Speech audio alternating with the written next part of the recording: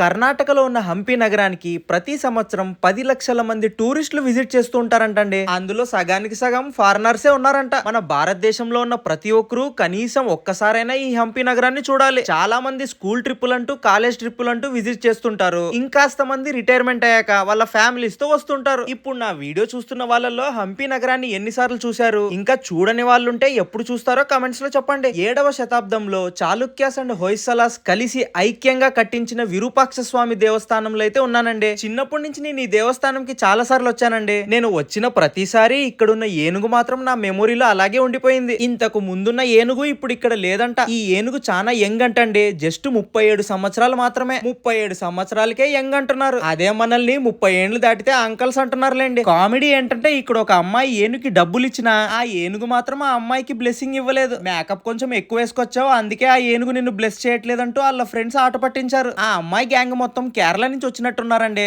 అందుకే మేము కూడా ఒక గంట సేపు అక్కడే ఉన్నాంలేండి.